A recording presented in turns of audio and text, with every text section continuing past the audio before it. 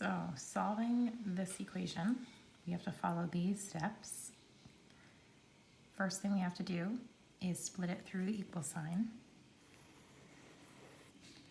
The next thing would be to distribute, but there are no parentheses in this equation, so there's nothing to distribute.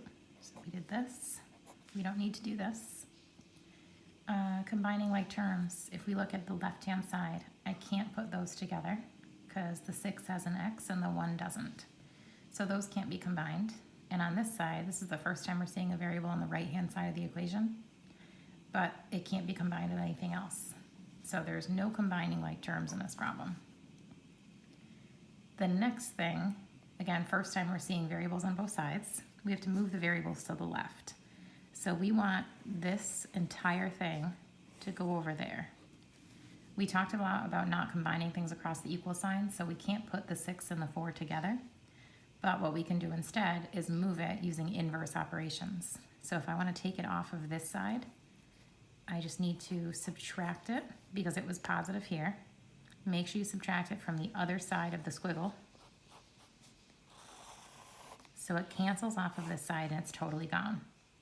Now I have 6x's minus 4x's, that's 2x's. Everything else stays the same. And you'll notice now we have a two-step problem, which you guys know how to solve. So it says move the constant to the right. Here's my constant. I'm going to subtract the 1 from both sides. We're left with 2x equals negative 5 minus 1 more is negative 6. And I'm just going to divide both sides by 2 to solve. So x is negative 3.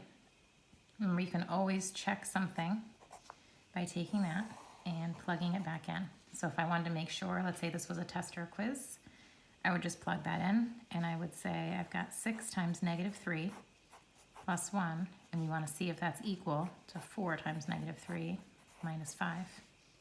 So don't move anything around when you check, you're just simplifying each side. So this would be negative 18 plus 1, so negative 17. We're looking to make sure it's equal to this. So 4 times negative 3 is negative 12. Negative 12 minus 5 is negative 17. This is a true statement, which means our answer is correct. Now we want to verify this using Desmos. So we're going to look at our screen on Desmos, and I'm just going to type in the left-hand side of the equation. So 6x plus 1. And then I want to type in the right-hand side of the equation, which was 4x minus 5. Interesting. Notice our solution does not show up. If we zoom out, how do we zoom out? I don't have a touch screen. There we go.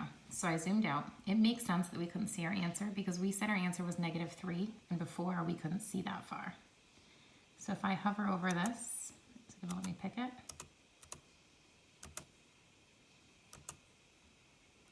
There we go. So it's telling me that that point where they're crossing is at negative 3 and negative 17. We only care about the x value. So x is negative 3, which is the same thing we had in our solution.